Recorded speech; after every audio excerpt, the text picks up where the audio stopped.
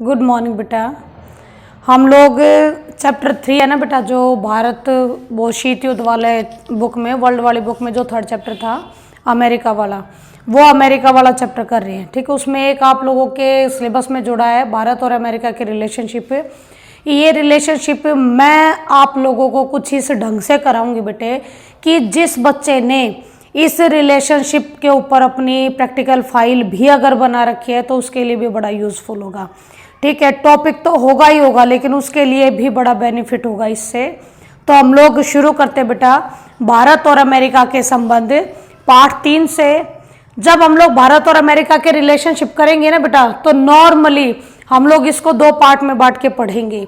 जैसे कि शीत युद्ध के दौरान कैसे रिलेशनशिप थे भारत और अमेरिका के, और शीत युद्ध के बाद यानी 1991 के बाद इनके कैसे रिलेशनशिप रहे हैं। ठीक है, तो बेटा सबसे पहले हम लोग पढ़ेंगे शीत युद्ध के दौरान।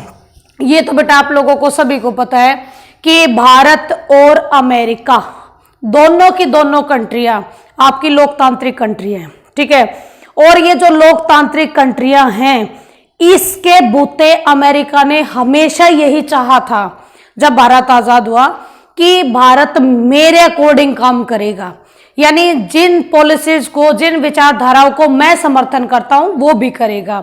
लेकिन भारत ने ऐसा नहीं किया, खासकर अपने आप को गुट निरपेक्ष आंदोलन में शामिल करने के बाद तो बिल्कुल भी नहीं। ठीक है, जिसके कारण शीत युद्ध के समय भारत और अमेरिका के रिलेशन बहुत बढ़िया नहीं रहे। हाँ, ये था कि कुछ एक टाइम पीरियड तक अमेरिका ने भारत का साथ जरूर दिया। ठीक है, लेकिन इनके जो अच्छे वाले रिलेशन है वो अच्छे वाले रिलेशन आपके शीत युद्ध के बाद के समय में देखने को मिले हैं। ठीक है, शीत युद्ध के टाइम पर जो भारत है वो यूएसएसआर के साथ ज्यादा दोस्ताना रिलेशन निभाता था भारत, इसीलिए अमेरिका थोड़ा भारत से दूर ही रहने का काम करता था। ठीक है, जैसे कि हम लोग शुरू करते बेटा कि शीत युद्ध के दौरान बुरे रिलेशनशिप बिठाइए भारत और अमेरिका के बीच में, जिसमें सार्वजनिक उद्योगों को प्राथमिकता देना। बिल्कुल जी, आप लोगों ने पढ़ा है कि भारत की अर्थव्यवस्था समाजवादी है। हमारी अर्थव्यवस्था मिश्रित अर्थव्यवस्था जिसमें पूंजीवादी और समाजवादी दोनों मिक्स है। तो मिश्रित अर्थव्यवस्था अपनाते हुए हम लोगों ने इस सार्वजनिक सेक्टर को ज्यादा महत्व दिया, जो कि अमेरिका को बिल्कुल नहीं खला, क्योंकि उसका मानना था कि भारत लोकतांत्रिक तरीके से अपने आप को स्थापित करता हुआ पूंजीवाद को ही लेकर चलेगा, लेकिन भारत ने ऐसा नहीं किया।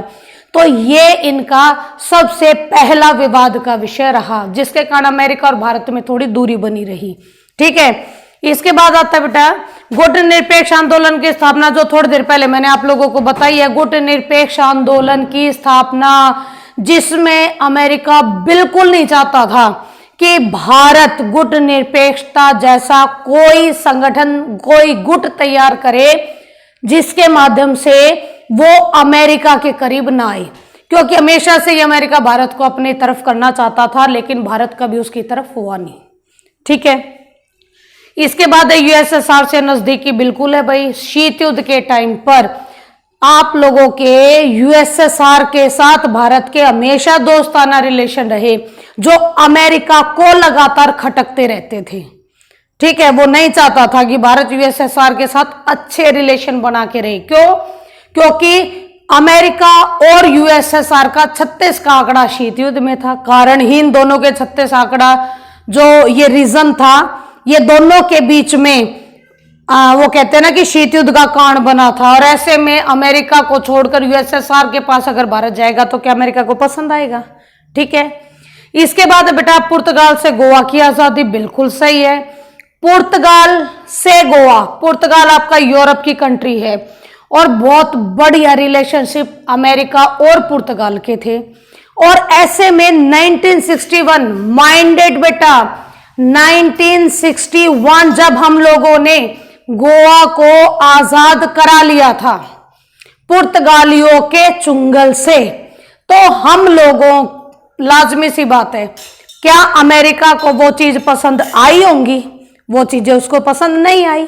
ठीक है, तो पुर्तगालियों के चुंगल से जो हमने अपने गोवा को आजाद कराया वो सहनशील नहीं था अमेरिका के लिए, सहनीय नहीं था, सॉरी बेटा। इसके बाद है 1971 में जब भारत और पाकिस्तान का युद्ध हुआ तो आप लोगों ने पढ़ा है कि अमेरिका पाकिस्तान का साथ देने के लिए पहुंच गया।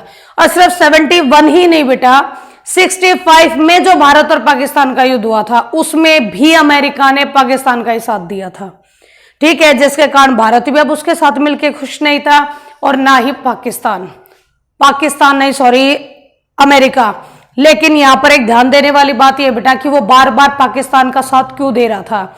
इसका रीजन ये था कि जो पाकिस्तान था वो अमेरिका के गुट में शामिल हो चुका था, इसीलिए अगर जब जब जरूरत पड़ेगी पाकिस्तान को तो अमेरिका उसका साथ तो देगा ही देगा, ठीक है। इसके बाद बेटा ये तो आप लोगों के थे कुछ बुरे रिलेशन शीत युद्ध के दौरान, लेकिन इस टाइम के कुछ अच्छे रिलेशन भी है दोनों के बीच में। जब 1962 में भारत और चीन का युद्ध हुआ उस वक्त आपके अमेरिका ने भारत का पक्ष लिया था, चीन का पक्ष नहीं लिया था, ठीक है, क्योंकि इसका कहना यही था कि ये गलत तरीके से हैंडल किया हुआ युद्ध था, जो कि पूर्व, वो कहते हैं ना कि पूर्व चेतावनी तो देनी पड़ती, और बिना किसी चेतावनी के चाइना ने भारत पर अटैक कर दिया था। तो यूएस आपके यूएनओ ने जो भी कार्रवाई करी उसमें अमेरिका साथ खड़ा रहा, ठीक है। इसके अलावा एक और है बेटा, 1960 का जो दशक था हम लोगों ने पढ़ा कि वो खतरनाक दशक था। भारत ने इतने बुरे दिन कभी नहीं देखे जितने 1960 के दशक में देख लिए थे। अनाज नहीं रहा, पैसा नहीं रहा, आपके एक के बाद एक राजनेता लोग मरने लगे, राजनीति में थोड़ा डवाडोलपना आ गया, यानी बहुत कुछ हुआ था। इस वक्त इन बुरे हालातों में अमेरिका ने भारत का साथ दिया था, ठीक है। अमेरिका ने भारत को प्रौद्योगिकी प्रोवाइड कराई थी, इसने खेतीबाड़ी के तौर तरीके बताए थे, खेतीबाड़ी के लिए अच्छे बीज प्रोवाइड करवाए थे, जिसके कारण भारत में हरित क्रांति की शुभारंभ हुई थी, ठीक है। तो ये तो बेटा आप लोगों के शीत युद्ध के दौरान जब चल रहा था तो कैसे रिलेशन थे। अब आते हैं हम शीत युद्ध के बाद के रिलेशनशिप। तो इसमें बेटा हम लोग इसको इस तरीके से स्टेप बाय स्टेप पढ़ेंगे। जैसे पहला भारत की अर्थव्यवस्था का उदारीकरण। भारत की अर्थव्यवस्था का उदारीकरण हुआ बेटा आप लोगों का 1991, ठीक है। 1991 में उदारीकरण शब्द का मीनिंग सुनो बेटा। उदारीकरण शब्द का मीनिंग होता है व्यापार अवरोधों को हटाकर, व्यापार अवरोधों को हटाकर अर्थव्यवस्था को विभिन्न देशों तक पहुंचाना, ठीक है। और इसी उदारीकरण की वजह से अब अमेरिका को भारत में व्यापार करने का मौका मिला, और भारत को भी बाहर के देशों में, या फिर मैं ये कहूं कि अमेरिका तक पहुंचने में हेल्प मिली, तो ये बिल्कुल गलत नहीं होगा, ठीक है। इसके बाद लेकिन एक छोटा सा झटका है बेटा 1998 में, जब परमाणु परीक्षण किया भारत ने। 2 परमाणु परीक्षण हुए 1974 और 1998।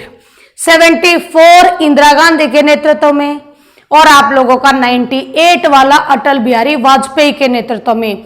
दोनों परीक्षण आप लोगों के राजस्थान के पोखरण में हुए, ठीक है। ये 1 नंबर का क्वेश्चन बन सकता है, तो आप लोगों को पता होना चाहिए, ओके। इसके बाद जब ये परमाणु परीक्षण किया बेटा हमने, तो कुछ समय के लिए जो अमेरिका था वो सच में ही हमारा विरोधी बन गया था, ठीक है। और यही रीजन था कि इस वक्त बिल क्लिंटन जी, जो कि अमेरिका के राष्ट्रपति थे और जो भारत दौरे पर आ रहे थे, उन्होंने अपना दौरा रद्द कर दिया, ठीक है। लेकिन उससे अगले ही साल जब 1999 में कारगिल युद्ध हुआ भारत और पाकिस्तान के बीच में, तो इस वक्त अमेरिका एक बार फिर भारत के साथ आकर खड़ा हो गया, ठीक है। तो यहां पर रिलेशन सुधरे, अब आगे इसके रिलेशन सुधरेंगे। इसमें सुधरने में क्या क्या हुआ कि 2008 में द्विपक्षीय नागरिक परमाणु सहयोग समझौते पर दोनों देशों ने हस्ताक्षर किए, ठीक है, जिससे अब उन्होंने द्विपक्षीय यानी दोनों देशों के बीच में, द्विपक्षीय यानी दोनों तरफ से, ठीक है, परमाणु सहयोग समझौता हुआ दोनों का। इसके बाद एनएसजी माइंडेड बेटा आप लोगों के न्यूक्लियर का जो नाभिकीय ऊर्जा है उसमें विभिन्न देश हैं जो एक साथ ग्रुप बना के बैठे हैं। तकरीबन 44 देश है बेटा जो इसके मेंबर है, ठीक है। वो उस भारत इस ग्रुप में, एनएसजी ग्रुप में शामिल होना चाहता है और अमेरिका इसका साथ भी दे रहा है। 2016 में जब एनएसजी की बैठक हुई तो हमारे प्रधानमंत्री जी माननीय मोदी जी इसमें गए थे और इसके केवल इस वक्त नहीं बेटा, बार बार हम लोग एनएसजी के सदस्यता प्राप्त करना चाहते हैं, लेकिन चाइना के विरोध से ऐसा नहीं हो पाता है, ठीक है। अब एनएसजी में भारत शामिल क्यों होना चाहता वो भी सुनो। अगर भारत एनएसजी का मेंबर बन जाएगा तो भारत आसानी से नाभिकीय ऊर्जा को आयात करा सकता है, क्योंकि हमारे देश में बेटा यूरेनियम की बेहद कमी है और भारत को अगर नाभिकीय ऊर्जा में अपने आप को स्थापित करना है तो एनएसजी में शामिल होना पड़ेगा ताकि वो दूसरे देशों से टेक्नोलॉजी और यूरेनियम वगैरह को मंगा सके, ठीक है। इसके बाद जो अमेरिका है वो रूस के मुकाबले हथियारों की बढ़त हासिल करना चाहता है, यानी जो भारत रशिया से हथियार मंगाता है, बहुत बड़े लेवल पर आपकी सैन्य टेक्नोलॉजी आती है, अमेरिका रशिया की बजाय भारत को अपने लिए यानी भारत के लिए प्रमुख बनना चाहता था कि भारत उसी से हथियार और टेक्नोलॉजी खरीदे, ठीक है। ये तो थी बेटा एक तरफ की बातें आपकी, लेकिन थोड़ा सा टाइम पीरियड और है जिसमें हम लोग आज के टाइम पर दोनों देशों के बीच में क्या क्या कैसे कैसे चल रहा है वो थोड़ा सा बताती हूँ, क्योंकि अगर इस पर किसी भी बच्चे ने अपनी फाइल बनाई है तो एग्जामिनर आएगा तो आप लोगों से इस तरह के क्वेश्चंस पूछ सकता है। जिसमें है 2014 में दोनों देशों ने एक विजन स्टेटमेंट इस पर सिग्नेचर किए, जिसका मेन आप लोगों की हेडिंग थी चले साथ साथ, ठीक है, ताकि भारत और अमेरिका दोनों मिलकर एक दूसरे के सहयोग से काम कर सके, ठीक है, ताकि तरक्की होगी, क्योंकि भारत भी एशिया में उभरती हुई ताकत है और अमेरिका इसको सपोर्ट करना चाहता है, ठीक है।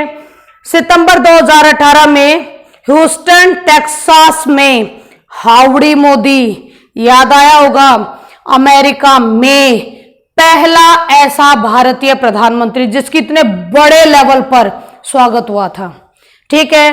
1 लाख से ज्यादा व्यक्ति इसमें शामिल थे और ये हुआ क्यों था?